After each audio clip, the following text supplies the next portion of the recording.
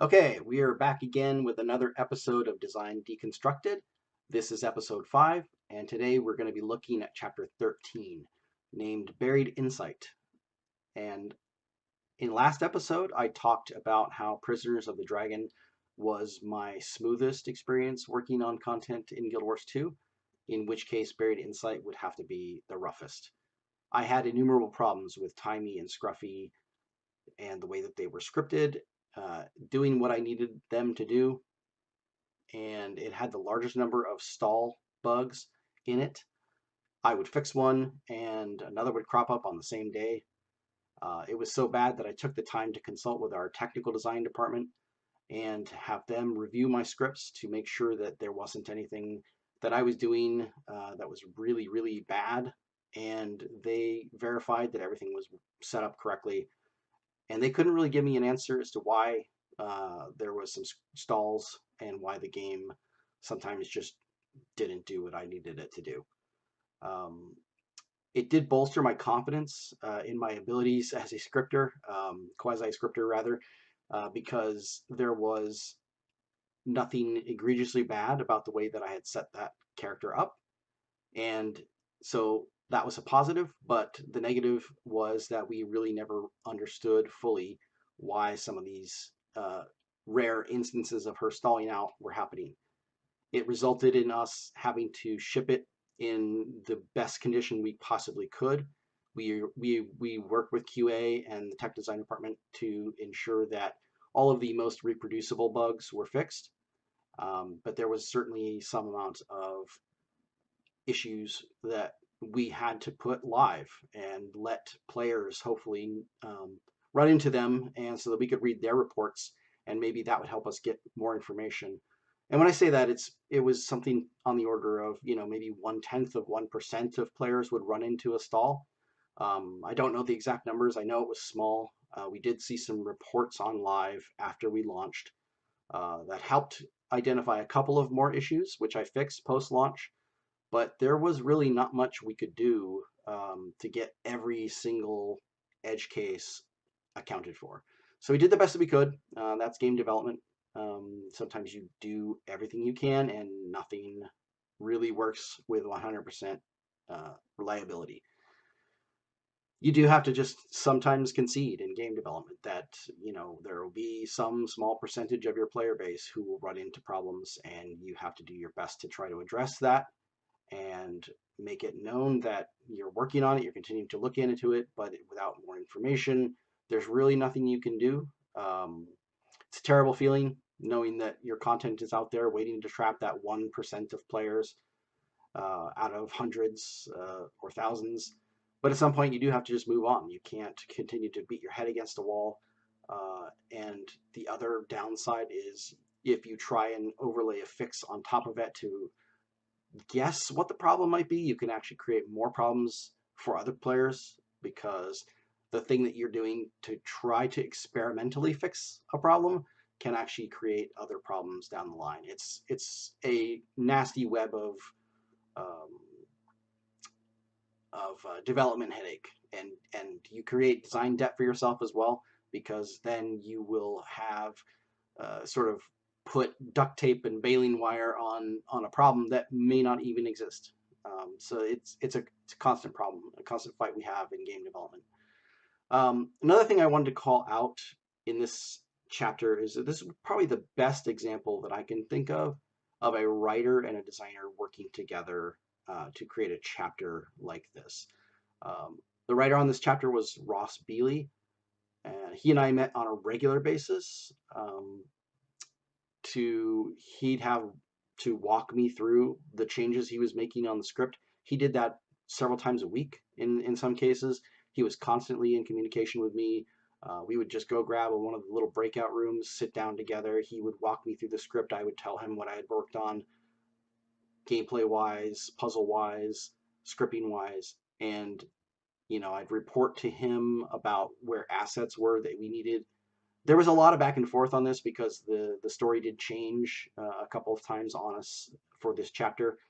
There are a couple of inconsistencies in the chapter as a result that didn't end up getting addressed, unfortunately.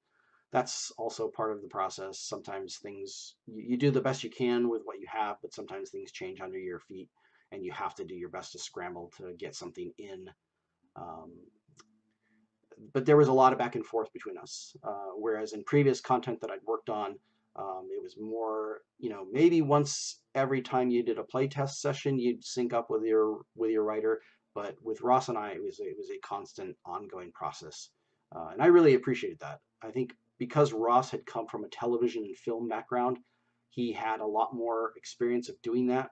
Because they do dailies, in the film industry, the game, in the television industry, they have a lot more regular check-ins for their process, and so he brought a lot of that to bear in game development, and that was really appreciated. I really enjoyed that process. Lastly, I want to give a shout out to Kevin Green, the environment artist who was on this instance. I can't say that I'm a huge fan of the environmental and navigational challenges of this map. Tangled Depths is definitely not an easy place to get around in as a whole.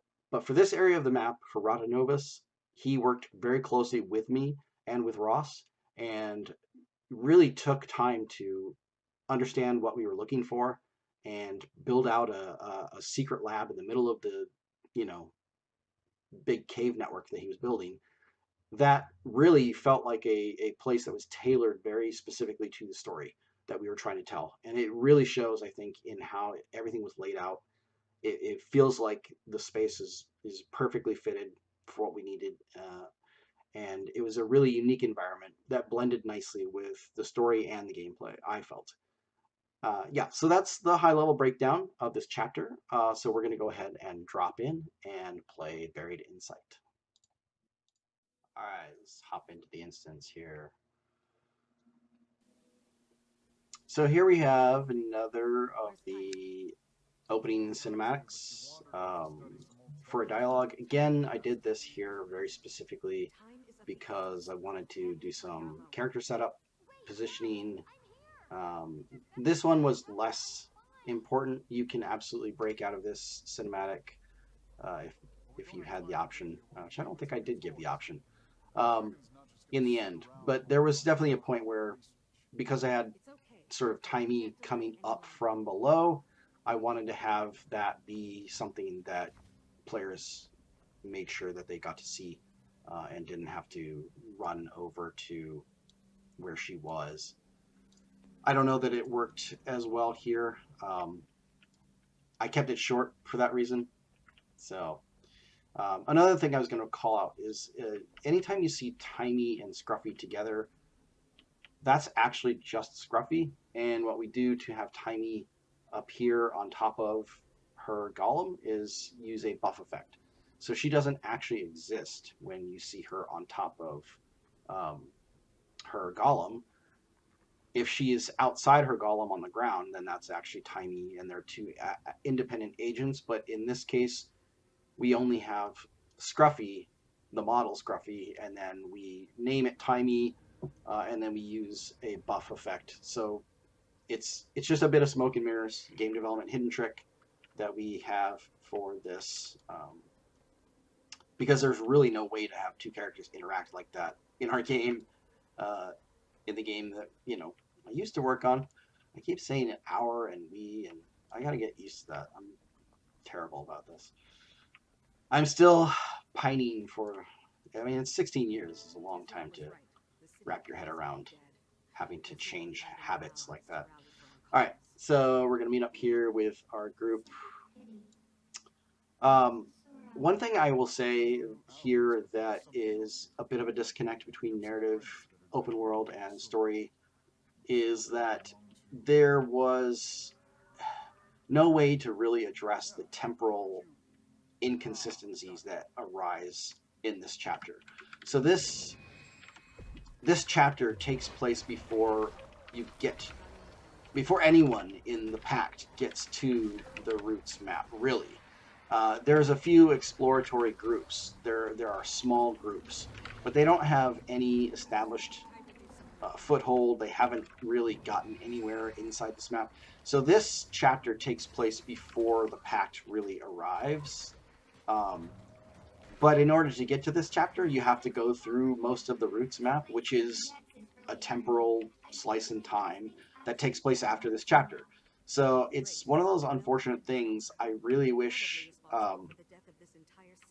in in some way that we could have found a different solution for this so that you didn't have to necessarily go into the Roots map, or maybe the Roots map we would have done as an instance to get through it.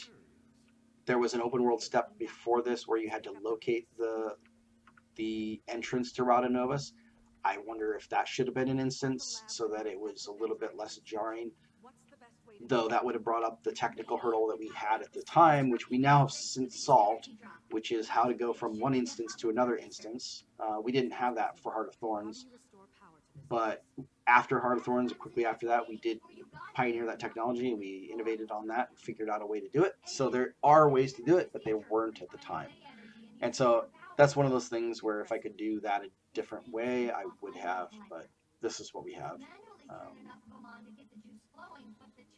So yeah, it's not the best because all of this feels like, well, wait, I just left Rada Novus in the open world and there was all this activity and events going on and, lasers and, all the turrets were turned on already, which is what we're doing here. We're turning on all of the, systems for Rada Novus. So we're the ones who actually in the story do the activating of everything. So it's a little bit weird that all that stuff is active in the open world before we get to the point where we activate it in the instance. Yeah, so that's unfortunate, but there really wasn't anything that we could do about it at the time. Without adding another instance, which would have probably, bloated scope way, way beyond what we could handle. Adding a few breadcrumbs in the open world is certainly a lot lighter of a lift from a content design standpoint than it would have been to add another instance and have a whole nother, because instances just, there's a certain expectation that we have of how instances should work and all of that. So, all right, let's follow Timey and Scruffy. I will also call out how, as I mentioned at the top of this in the intro, that I had numerous problems trying to get Tiny and Scruffy to do what I wanted. One of the things that was a pain was getting her to do these emotes. It seems pretty simple.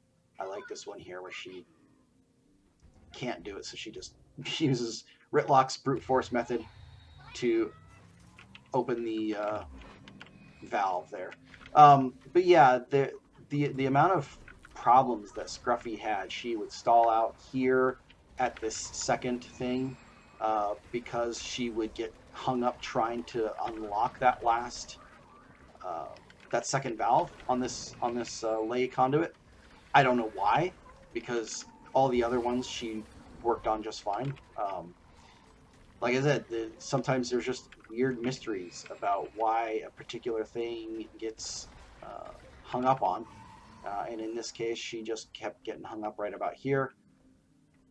She also got hung up a lot when you finish doing this, you have another attack that comes up, you fight off the chalk, and she would just wait here inevitably forever. And it took a long time. I ended up doing some sort of, I believe there's an invisible gadget somewhere nearby that every 10 or 15 seconds, I can't remember, does a pulse and checks to see if she's moving, and if she's not moving, it sends her another signal that says, hey, get moving. I hate having to do things like that because it really is just adding more bloat and more points of potential failure, because if that gadget then fails, then, then what do? Then you have a gadget that prompts the gadget that prompts Timey. Yeah, so it's just, there's all kinds of nastiness sometimes with the way that characters are scripted. Thankfully, again, I think I'm fingers crossed that she doesn't stall out here while I'm recording. I think that I got most of the errors. I think that the number of stalls that she has is down to a pretty, ridiculously low number and percentage chance. So I'm thinking that that's fine.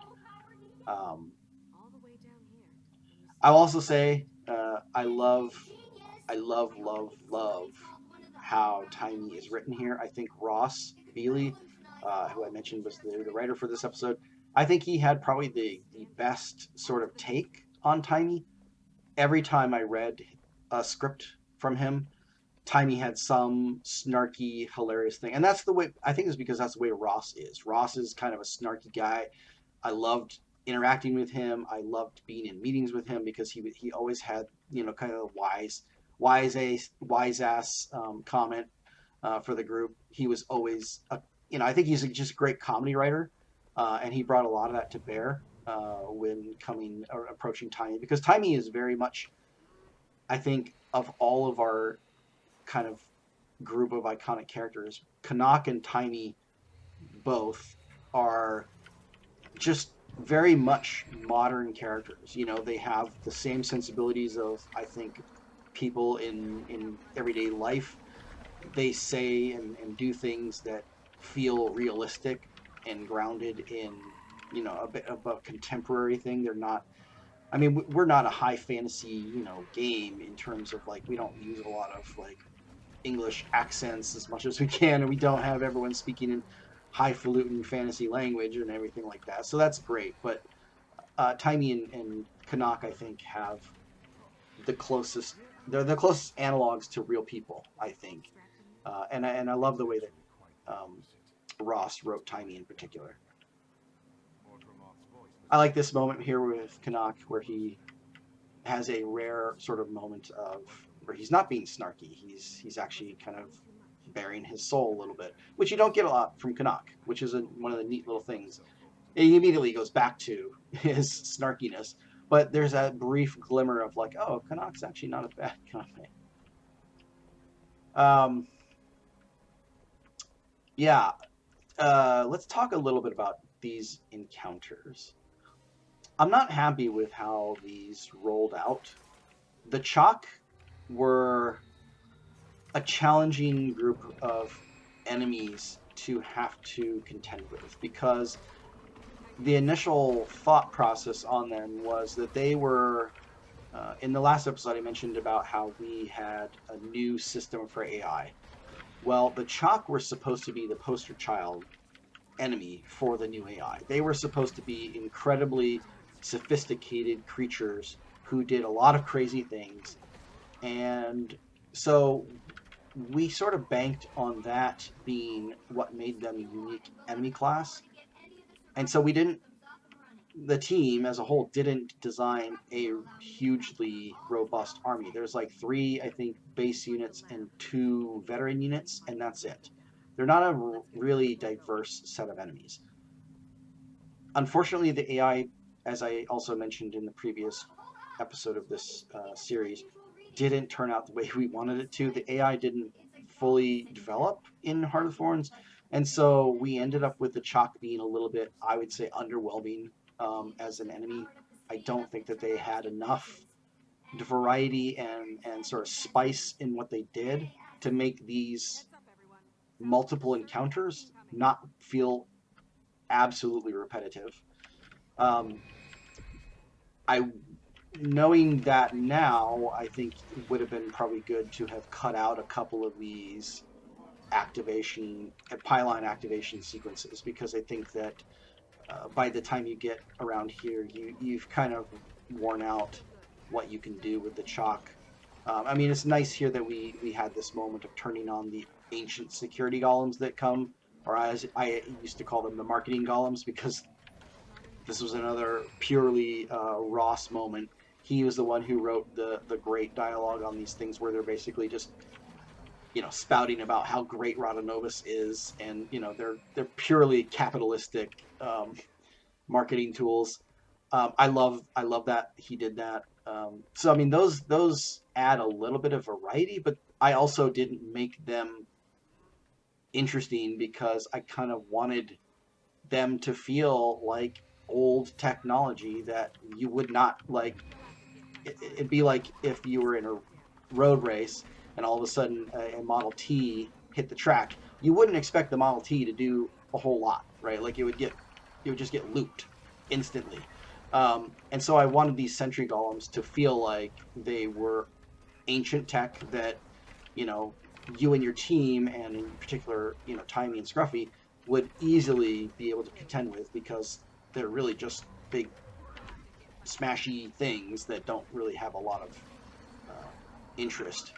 You know, technology has advanced so much more for golems and Asura tech that I think that it would have made less sense for them to be like super high tech and have all these fancy skills and things that they did. So I opted to have them be pretty simplistic here, but they also don't then add much challenge or variety to the combat experience. So yeah, overall this whole chapter just kind of has a light combat feel, which I'm okay with, because I think this is really, this whole chapter was designed around Tiny. This is meant to be a huge character moment for Tiny. It's about her growth. It's about her place on the team. It's about her own insecurities, which will come up later in the dialogue. She will actively confess to the player, the commander, that she feels like the you know the rest of the team doesn't respect her or her abilities. That they think that she's just a mascot. I don't think that's necessarily true. I think Tiny's projecting a little bit, but I mean that's how insecurities work, right? Like they take things that might be not true and they turn into things that we fear. And so Tiny is expressing a real fear that she has here, that she is not part of the team, and that's not at all true. But it's a great moment for her to lay her, fears bare to the player, and let us have a moment where we get to reassure her and tell her, no, you really are important. And we did that in particular because, as you'll see at the end of the chapter, she undergoes a significant change as a result of events that kind of pushes her out of her comfort zone. And so we wanted to have a nice little arc for her in this chapter.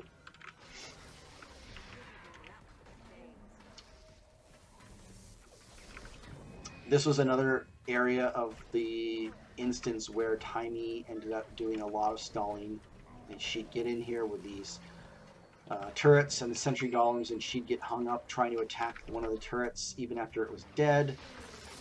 These turrets ended up a lot being we've always had problems where projectiles hitting non-character enemies have been problematic, and so it used to be that you just could not attack these things. The way I solved that is what you end up having to do is remove collision from them so you can walk through them. That's not great, but it's better than not being able to kill them with your skills, so it's a trade-off. But yeah, and I think that's part of why Tiny was not able to attack them, was when I took the collision off of them, I think she had problems finding an attack point for it.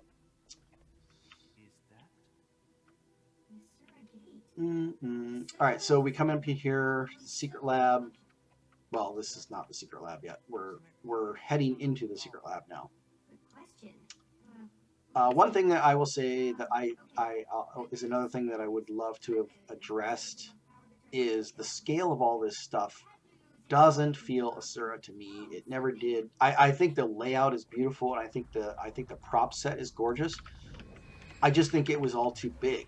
None of this feels like it was built for Asura, or if it was, maybe Asura were 10 feet tall in 200 years ago. Except we know that they weren't. But it has that feeling, right? Like these consoles are all massive. Like even as a human player, if I stand next to it, like I can maybe use the touchscreen, but even on this one, like I can hit this bottom quadrant, but I can't. There's no way I'm going to touch anything up here on that.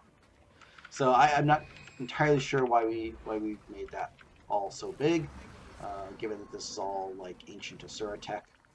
But it's neither here nor there. I mean, we tend to scale everything up huge in Guild Wars 2, just because of the way that the space, works. Especially if you want to have combat, you have to have a fairly large space, and so there's something to be said for trying to make the visual aesthetic pleasing, and that sometimes means gameplay considerations go out the window, or narrative considerations have to take a back seat.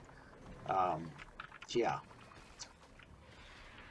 And then this encounter was, sort of the first one against a big chalk in this instance. You probably will have had encounters with some of these bigger creatures outside the instance. Here's also another really bad moment. Unfortunately, I could never get this right. There was supposed to be this moment where once you were almost done killing the chalk goop slinger, I can't remember the name of it, he was supposed to run across, bump into Bram. Bram was going to get flown back into that column and break the column. Problem being, well, there's a lot of problems with that. Number one, as I had mentioned, characters can't really collide with each other. They don't have this, like, if I could walk through Bram, Chalk walk through everything, right? Like, there's no character colliders in our game because character colliders in games tend to be more bad than good. So we tend not to do that. But that means that I have to then try to position everybody roughly where they should be and then trigger them to do certain animations that make it look like they're running into each other.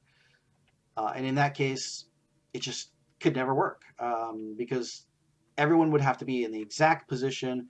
And so it didn't work there. And, Bram was in position, but the chalk wasn't because he took longer to get there than he needed to take. So there was all kinds of timing issues, positioning issues.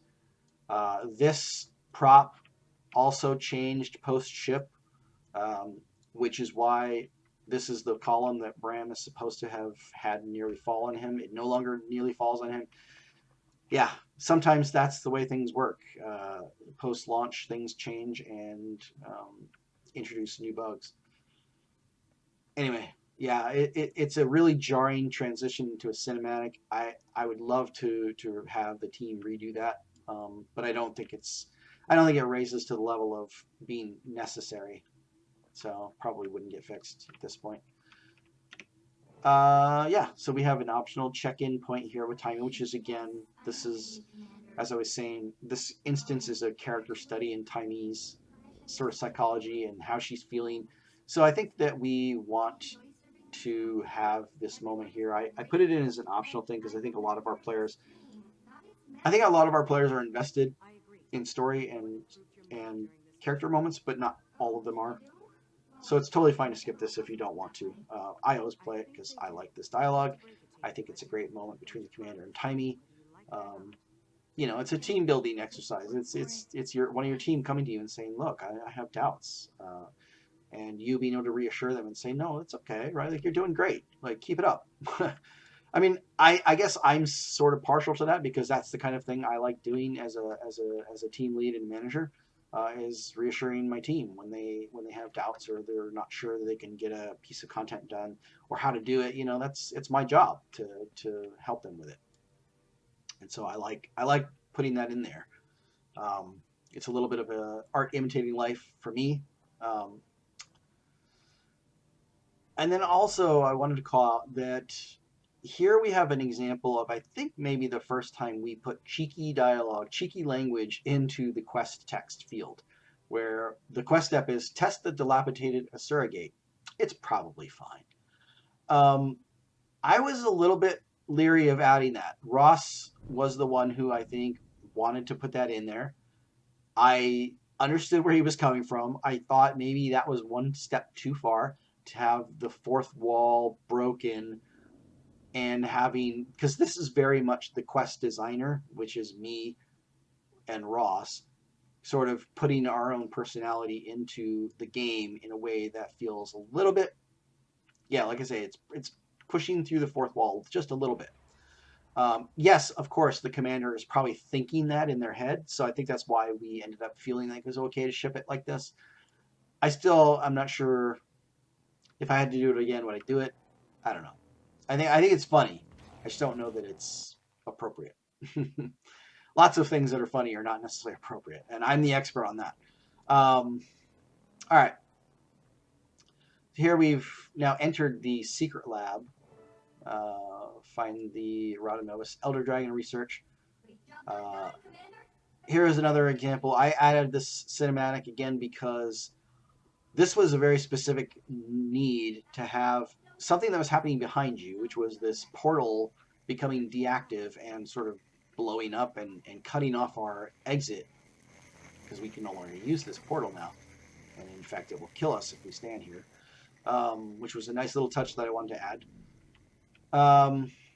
Yeah, so I had to put a cinematic there. There was no real other choice other than to have the player miss it. Because anything that happens behind the player, forget it. Like trying to get the player to turn around and look at the camera and orient backwards, like no, there's really not much we can do. Like I had sound effects, I had effects, visual effects, everything was going on, and no one, and I mean no one in playtests ever looked behind them. It just was never clear that, oh, by the way, your entering here has now cut you off from exiting and you're kind of trapped.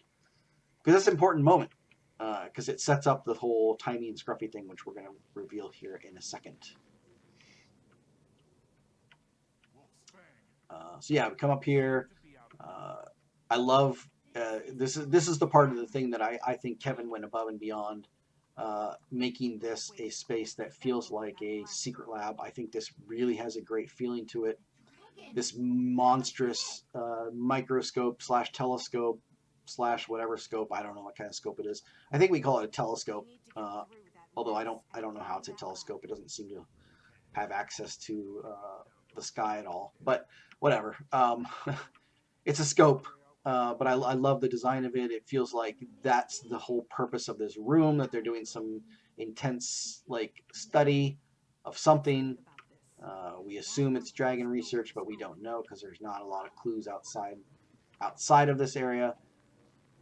I will say I think that the big dragon on the door feels a little on the nose for me now. I kind of wish that I would have maybe said something a little subtler than just a big dragon's face, but yeah.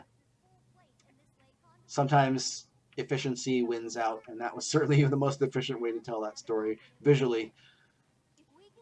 So, and then here we have the big moment. This is a real big character moment for Scruffy, because, or for Timey rather, because she's going to lose Scruffy. We have this broken conduit here that she believes that Timey's tech can help bridge the circuit and bring all that energy down to the door so they can get down into the proper lab.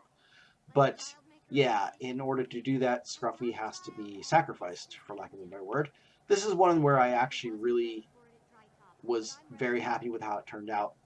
I think that Debbie Derryberry started to show why she's such an amazingly talented actress in this scene, because the way that it's set up and this cute and poignant moment of Scruffy sort of pausing and her laying her hand on him and saying, it's okay, it's all right, I'm going to be okay.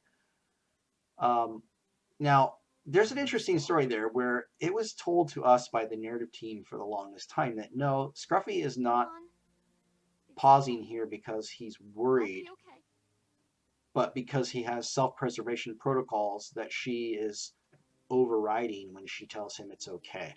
I understand that, and I get that probably plays better in the lore. I think it's better as a moment to me, though, if it is Scruffy exceeding his programming for one moment and saying, I don't want to leave my, mistress. This is Timey. Like, she is my everything. She needs me. Like, that to me is a better moment. Yeah, okay, it may not be exactly the way that Asura tech works, and golems may not actually be sentient. I don't know. I wish that we had maybe, and I mean, you can certainly interpret it that way still, so that's the way I choose to interpret it, and I hope that you all do too. Yeah. Sorry, that was a bit of a sticking point for me, where I think Ross kind of wrote it that way, open-ended, because I think he and I were on the same page there. I can't say because I don't think we ever had a specific conversation about it, but I know that there were definitely some people on the narrative team who were adamant that no, golems are not sentient. They can't ever have feelings, and this was purely a programming thing. you know, he was designed to preserve himself, and therefore he wouldn't do that. Yeah. Anyway, I don't want to spend more time on it than I already have. Um, so now one of the design challenges of Timey without Scruffy, though, is that she, as players know, has a degenerative condition which makes her hard to move around. I'm moving her pretty quickly here. This is actually quite accelerated for what I think she normally can do. I did this deliberately because I wanted her to feel like she's really moving. I like to think that this actually hurt. I don't. That's going to sound terrible. I don't like to think that this hurts her because I don't want her to hurt. But what I'm saying, what I'm trying to say is, I think she's doing this knowing that she's hurting herself. That this is not easy for her to do. She's moving at a pace that is well beyond what her normal capabilities are, and she's doing it because she knows she has to step up here. That's what I'm saying is that I like, is that this is, I think, a way for us to communicate that Timey is really, you know, she's putting her own body and her own, you know, condition aside for as much as she's able to move herself quickly, because she knows the chalk here are just going to keep coming, and she has to move her little butt, you know, and she wants to be part of the team, and this is the way she's showing it. Is I'm gonna bust my butt, you know, literally, to get this set up. I love all these big floating discs, and getting them to move into place was really fun. I always love moving objects in our game, even though we don't have moving platforms to the same degree as maybe other games do. Like if you jumped on those, they weren't actual moving platforms, so if you jumped on them, they probably just, you'd drop through them at some point. But yeah. A little bit of a note here on the encounter design here. I made these chalk pretty weak because they endlessly spawn. As long as you're in this room, they will keep coming back and keep coming back until you activate the big scope that creates a burning field that you have to lead the chalk through, and then that actually burns them to the point where you know, they stop. The presumption here is that they somehow have a way to signal each other, and so you kind of have to kill them all en masse, and that's what you're doing when you're turning on the big death beam, as for lack of a better word, which is what Timey is doing. So you're protecting her while she's activating this big scope. And what it does is it's going to channel the sunlight, which is coming down from this, which we established earlier in the chapter, that these big sort of white balls in the ceiling are basically, they have tubes that lead all the way up to the surface that collect sunlight and bring it down through a series of mirrors and gets channeled down here. So that's how they get sunlight and daylight down into this subterranean space. And so you're going to channel that sunlight into these discs, and like a big, you know, magnifying glass, which we alluded to, is like when you are a kid and you use a magnifying glass to focus sunlight into a very tight beam, you can then burn ants. That's exactly what we're doing here. Which is, I loved that Ross sort of made, because this is Ross's concept. Like, I did not come up with a gameplay concept here. This was his idea for, let's have a, you know, a moment where we get to burn these insects like we burned ants as a kid with a magnifying glass. So that was all him, which is another reason why I like working with Ross, is that Ross was the kind of guy who was constantly, I think maybe because he didn't have preconceived notions of the way that different disciplines interact in the game industry as much. So he was totally on board with just, I'm going to throw out gameplay ideas. He didn't feel weird about it. Like, I think one of the things that, and I actually wish more narrative and writing people would do that, because I think all ideas, you know, can come from good people. Like, it just because I'm a designer does not mean I have to design every little thing. And yeah, well, that was weird. Here's a nice bug. I somehow got on fire. So this fire beam, oh yeah, look at that. Another post-launch bug. The fire beam is not supposed to attack players. It is supposed to kill chalk. The whole reason I did it that way was so that you could kite all the chalk on you, they would aggro on you, and then you would lead them into the death beam and they would get burned up and die. And so you would need to be able to cross through that space. Huh, well that's a problem. Yay, look at me. Finding bugs. That's what I do.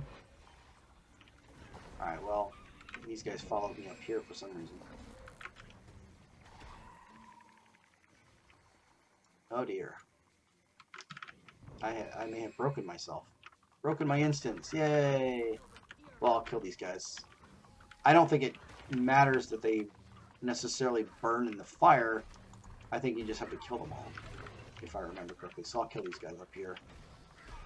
We might miss some of the cinematic, or some of the dialogue, rather, that happens down below. But yeah. Okay. So, yeah, this was unfortunate, because you're supposed to not finish the chalk up over there. You're supposed to do it down here with the big beam. Huh. Alright, well, that's a bug.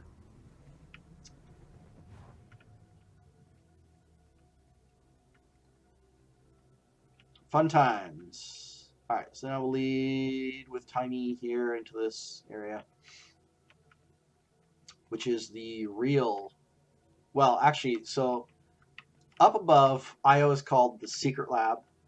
This then, because this is an area that was cut off, I called the secret lab. And now we're entering the secret lab, which is the actual Dragon Research Lab. And on top of that, there is in here a Radanovan terminal that you can put in a code, and you can enter the secret lab, which is even better. Yeah, so there's not a whole lot left of this chapter. I will say, here when we activate this console, we learn this was supposed to be a big reveal, and I think it falls flat. I think it falls flat because the big reveal here is that Elder Dragons have a weakness. But we already knew that. We knew that, we kind of knew that they all had a weakness. It stands to reason that they all have a weakness. I'm not entirely sure. I mean, I think we couched it as, oh, they have a unique weakness, which is like, well, yeah, that's also kind of a given. I don't know. I think that this was meant to be sort of a big reveal. That, oh my gosh, what is Mordremoth's weakness? We have to find that out. Because that's really what we're doing, is we're setting up that we have to now find out what Mordremoth's weakness is. Oh, hey, look at that. I errored out. Fantastic. Well, you know what? That's okay. That was the end of the instance. There wasn't anything else, and I was just talking about the narrative beats. So let's just hop back into this. Yeah, the weakness thing was something that I think we got dinged on by players, especially those who were very familiar with the lore. I think there was a lot of disappointment that this was, thought of or framed as some sort of big reveal. I do think it falls flat. Personally, I expressed that. I think we knew that it wasn't going to be the biggest, best reveal that we've ever done. I think at the time, though, there really wasn't much opportunity to revisit that moment. We just had to kind of roll with it and try to make it the best moment we could. And I think we did that. Obviously, there's a lot of things about Heart of Thorns with how rushed the story was. I think that we probably could have taken a little bit of another pass at it, but it is what it is. That this is where we ended up. I'm still proud of it. I still think it's a really great story. With some, it's not perfect. It's got flaws. So, yeah. And anyway, that is Buried Insight, and that brings me to the end of my content exploration of the stuff that I built for Heart of Thorns. So hopefully you all enjoyed that. Hopefully you all also enjoyed the rest of Heart of Thorns story.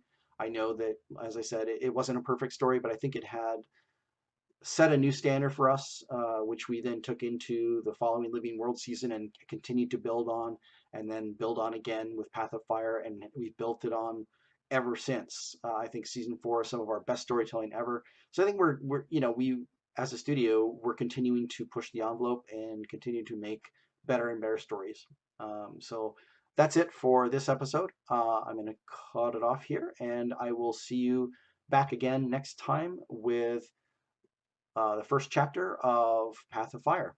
So yeah, if you like my videos, go ahead and click the like and subscribe buttons. And don't forget, I have a new website. It's www.mindfulgamedesign.com, where you can go and get some additional thoughts on game design, see some of my game design samples. These videos will be linked there, as well as some documentation. And I'll be continuing to grow that website over the next few weeks. I have many plans for what I think I'd like to do with it. So bookmark it and check back when you feel inclined. All right, talk to you guys later. Thank you.